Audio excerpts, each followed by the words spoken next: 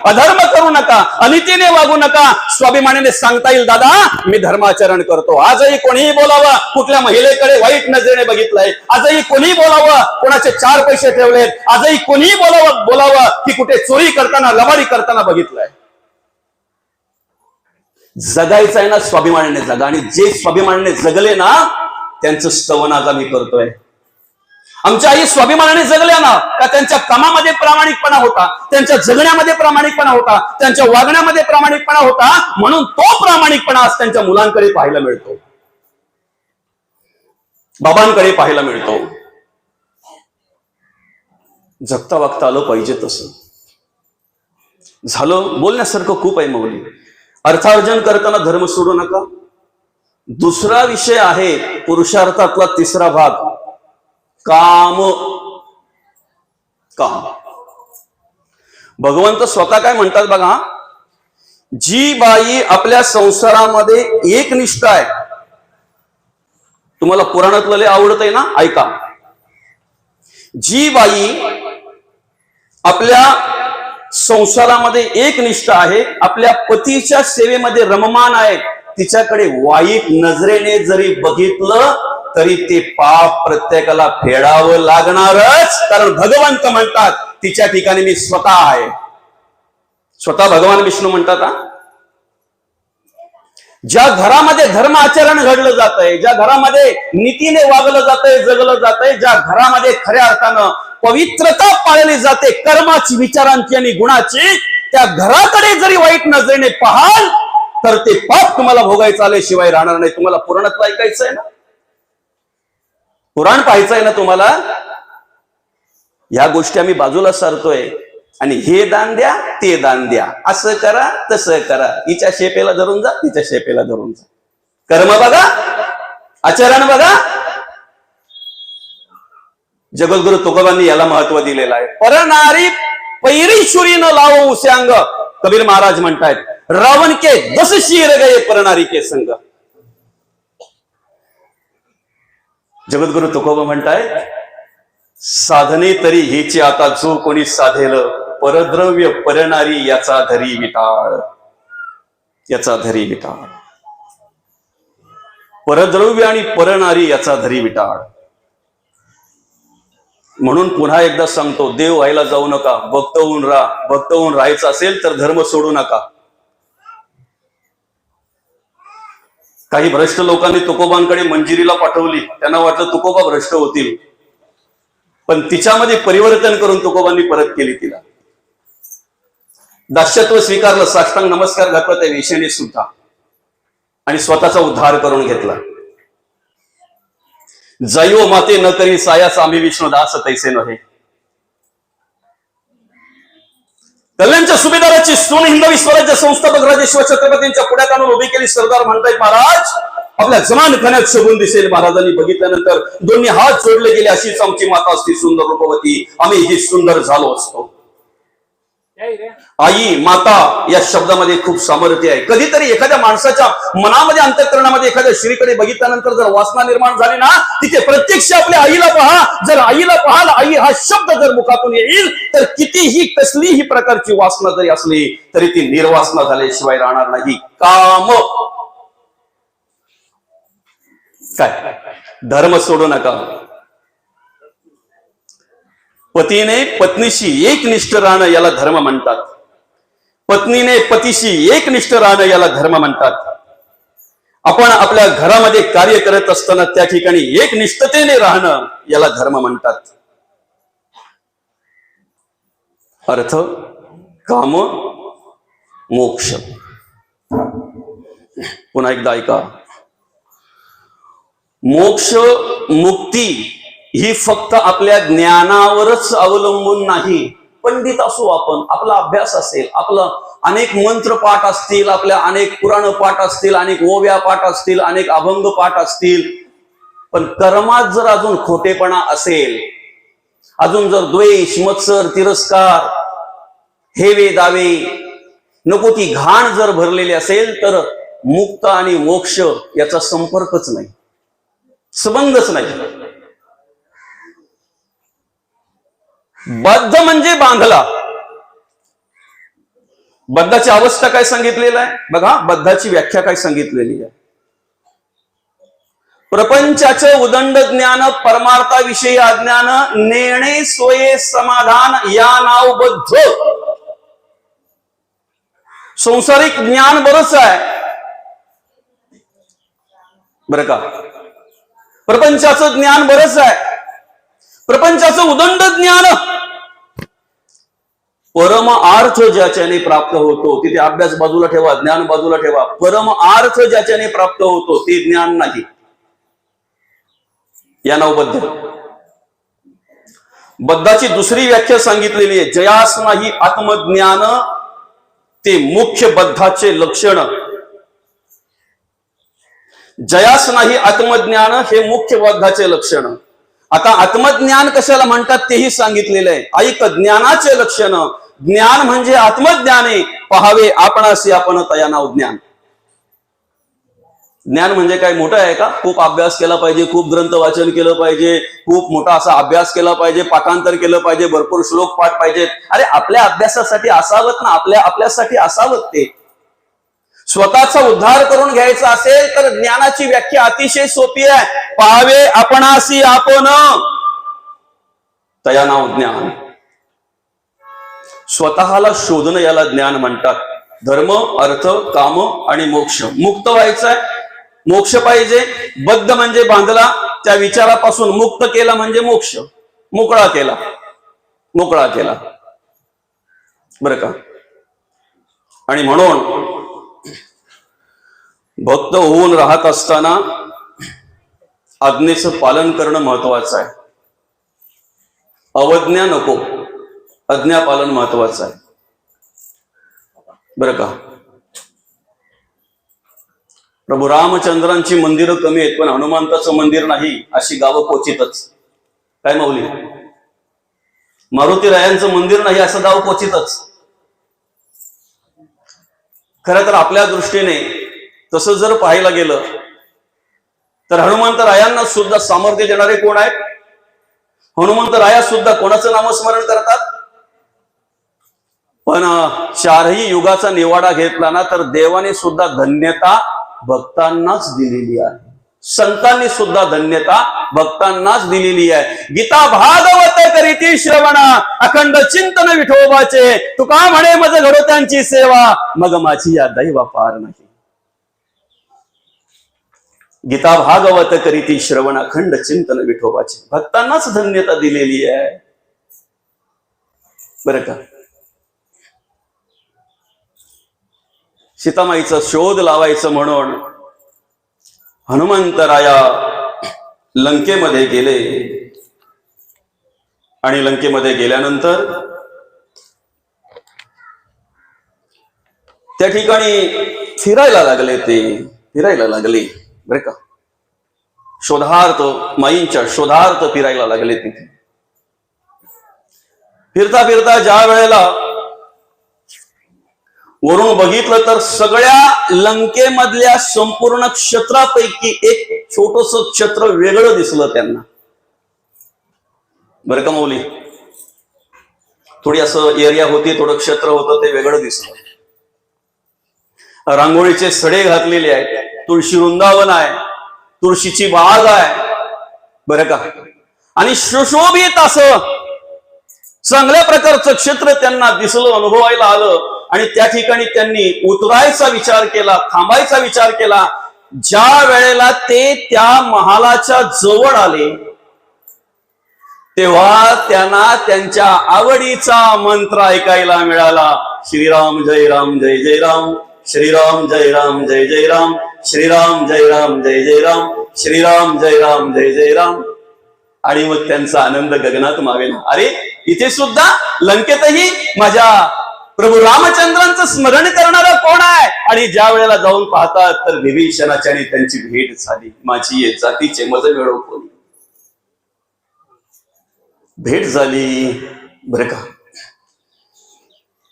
आणि मग काही संवाद झाल्यानंतर विभीषणाने सीतामाईंच्या त्या ज्या ठिकाणी स्थान आहे त्या ठिकाणी त्या स्थानाविषयी, त्या जागेची माहिती दिली.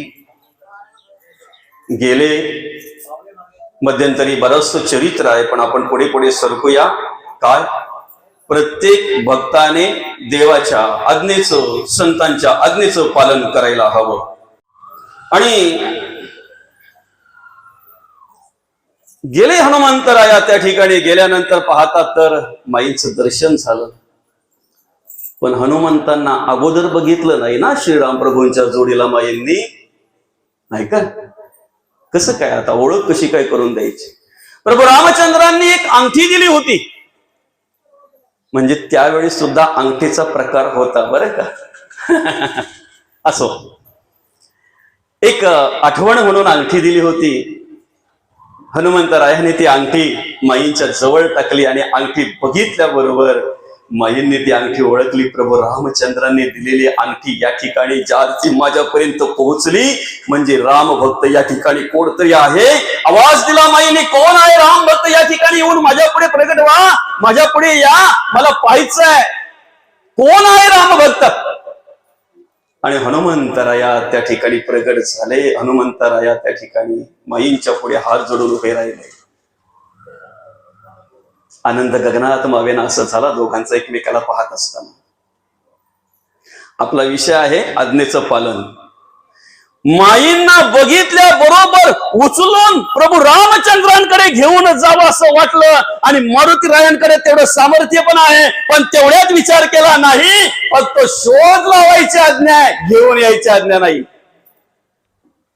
काय समजतंय का? शोध लावायची आज्ञा, घेऊन यायची आज्ञा नाही. दर्शन घेतलं, नमस्कार केला आणि माईंना सांगितलं, माई भूक लागलेली आहे, आज्ञेशिवाय काही खाऊ शकत नाही. तुमची आज्ञा असेल तर फळाहार करू का? माईंनी आज्ञा दिली आणि जो फळं खायला सुरुवात केली आज्ञा मिळाल्याबरोबर, खायची पण तेवढीच, तोडायची पण तेवढीच, फेकून पण द्यायची तेवढीच, फळ झाडं पण तोडायची, विध्वंस करायचा. आणि ही वार्ता पोहोचली रावणापर्यंत. रावणाने सांगितलं इतर राक्षसांना, इंद्रजित त्यांच्या बरोबर निघायला. आणि ज्या वेळेला हनुमंताच्या समोर आला त्यावेळेला सगळ्या शक्तीचा वापर केला, वेगवेगळ्या प्रकारे अस्त्रांचा वापर केला. पण मारुतीरायांच्या पुढे सगळं फेल झालं. काहीही अस्त्र तिथे काम करत नव्हते. शेवटी ब्रह्मास्त्र सोडलं आणि ब्रह्मास्त्राचा मान राखायचा म्हणून हनुमंताने स्वतः बंदिस्त करून घेतलं. मारुतीरायांना आणलं रावणाच्या पुढे, खूप समजावण्याचा प्रयत्न केला. रावणाला खूप समजावण्याचा प्रयत्न केला. जो विचारी माणूस आहे ना, साधू असो, संत असो, माणूस असो, तुमच्या डोक्यात त्याच्याविषयी ज्या असेल त्या असेल, पण तो पहिले एकाएकी एकतर्फी कुठलाच निर्णय घेत नाही. तो पहिले आधी समझोता करण्याचा प्रयत्न करतो. कधी समझोता नाही केला श्रीराम प्रभूंनी. मंदोदरी मातेने अनेक वेळा त्या ठिकाणी समजवण्याचा प्रयत्न केला. ही बुद्धी श्रीराम प्रभूंनी दिलेली, देवाच्या कृपेने ती सद्बुद्धी प्राप्त झालेली. रावणाच्या मुलाने स्वतः समजवण्याचा प्रयत्न केला. ही सद्बुद्धी देवाच्या कृपेने प्राप्त झालेली. अनेक राक्षसांनी सुद्धा, ज्यांनी मारुतीरायांचं बळ बघितलं, त्यांनी सुद्धा समजवण्याचा प्रयत्न केला. नाही समजलं. कारण जो अभिमानी आहे, जो अहंकारी आहे, तो कधीही स्वतःला समजून घेत नाही आणि समजण्याच्या पलीकडे असतो. किती समजवण्याचा प्रयत्न करा, विनंती करा, हात जोडा, नाही समजत तो. आणि मारुतीराया समजवतायत श्रीराम प्रभूंचं सामर्थ्य काय आहे, कशा कशा पद्धतीने आतापर्यंत त्यांनी कार्य केलंय ते सगळं सांगतायत. मारुतीराया सांगतायत, ज्या वालीने तुला अंगदाच्या पालण्याच्या वरती टांगला होता ना, त्याचं पण निर्दालन केलंय. ऐका, प्रभूकडे किती सामर्थ्य आहे. खाली बसून हनुमंतराया आणि सिंहासनावर बसलेला आहे तो रावण वरुण हसतोय. कोण कुठे याचा तरी विचार कर. कोणी कोणाला शिकवायचं असतंय ते. कधी कधी आपला स्वतःचा मुलगा पण आपल्याला चांगलं सांगत असतो, ऐका चांगलं असेल तर.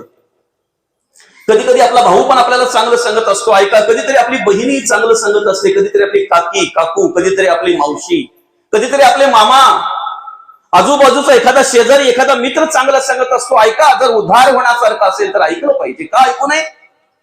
चांगलं सांगत असेल तर ऐकलं पाहिजे, का ऐकू नये? हिताचा उपदेश असेल तर ऐका ना. आणि काय झालं, रावण हसतोय, म्हणे मी वरती बसलोय, तो खाली, जरा काहीतरी लेवल बघ.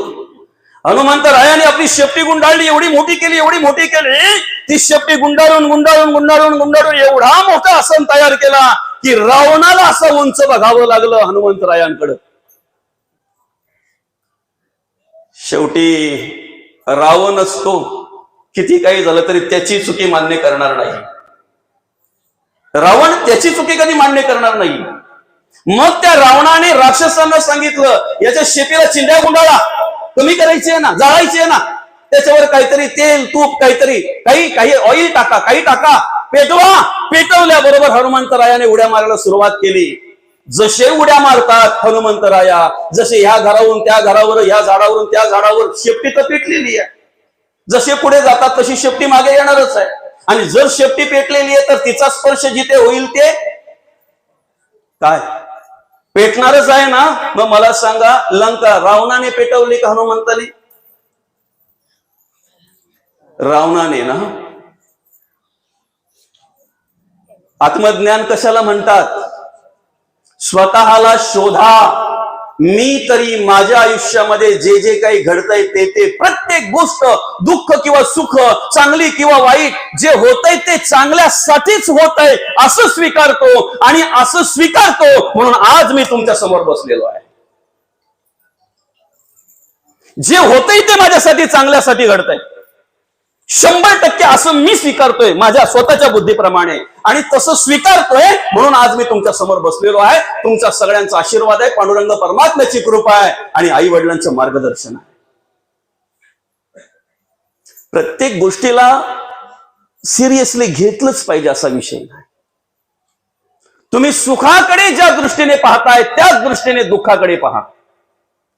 काय त्याग घडला पाहिजे. भक्त व्हायचंय ना, भक्त होऊन राहायचंय ना, त्याग घडला पाहिजे. आणि त्याग घडला, त्याग केला म्हणून आज कितीतरी आमच्या डोळ्यासमोर आदर्शयुक्त उदाहरण आहेत, ज्यांचा आम्ही आदर्श घेतोय. काय अनेक आहेत ना इथे या ठिकाणी, प्रवचनकार, कीर्तनकार, माझ्यापेक्षा ज्ञानी, माझ्यापेक्षा श्रेष्ठ आणि माझ्यापेक्षा कित्येक काळ परमार्थ केलेली माणसं या ठिकाणी आहेत. कित्येक काळ परमार्थ केलेली, ज्यांचं आयुष्य परमार्थामध्ये, आध्यात्मिक क्षेत्रामध्ये खऱ्या अर्थानं अधिक काळ ज्यांनी परमार्थ केलेला आहे, अशी अनेक माणसं या ठिकाणी आहेत. आशीर्वादाशिवाय कुठलीही गोष्ट होत नाही, मार्गदर्शनाशिवाय कुठलीही गोष्ट होत नाही. माऊली, तुमच्या आयुष्यात अशी काही माणसं भेटलीच नाहीत का बाबा, तुमच्यासाठी ग्लास भरलेला असेल त्यांनी? काय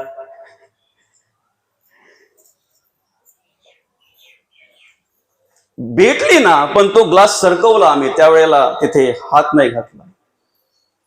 आमच्यासाठी असं काही वाईट समोर आणलेलं, वाईट समोर कृत्य तयार करून ठेवलेलं, तिथे आमची एखादी वासना निर्माण होईल, एखादा विचार आम्हाला स्पर्श करेल, एखादं व्यसन आम्हाला स्पर्श करेल, असे कितीतरी आमच्या आयुष्यामध्ये अनेक गोष्टी घडल्या गेल्या. त्याग घडला पाहिजे आणि त्याग घडला तर ते परिवर्तन दिसतंय. त्याग घडला तर ते कार्य दिसतंय, तर तो परमार्थ, तर ती भक्तपणाची अवस्था निर्माण होते. अन्यथा नाही. त्याग जर घडला नाही तर आपण काहीही करू शकत नाही. म्हणून त्यागालाही परमार्थामध्ये खूप महत्व आहे. त्यागालाही महत्व आहे. एका महिलेला एका पुरुषाची जर व्हायची असेल तर कशा कशाचा त्याग करावा लागतो आपल्याला माहिती आहे. घर विसरावं लागतंय, काही काळापुरतं आई वडिलांना विसरावं लागतंय, काही काळापर्यंत तिच्या आवडीनिवडी विसराव्या लागतात. भले ती माहेरी 8 वाजता उठत असेल, पण सासरी तिथं सासूला सांगून जमल का मी घरी 8 वाजता उठायचे, मला उठायच्या आधी आई मला पाण्याला, आंघोळीला पाणी नेमून ठेवायची, गरम करून ठेवायची. माझी कुठे आंघोळ होते नाही होते तर आई लगेच मला चहामध्ये भाकर करून ठेवायची. सासूला सांगून जमेल? सासू बोलल, बोल की तुझ्या सगळ्याच काही बॅगा अजून खोलल्या नाही आपण, ज्या खोलल्यात त्या भर. बाबा खरं की खोटं आहे? एका महिलेला एका पुरुषाची जर होण्यासाठी एवढा त्याग करावा लागतो, आम्हाला जर देवाचं व्हायचंय, परब्रह्माचं व्हायचंय, भगवंताचं जर व्हायचंय, तर त्याग करायला नको? करायला पाहिजे ना. त्याग घडावा म्हणून परमार्थ आहे, त्याग घडावा म्हणून प्रवचन आहे.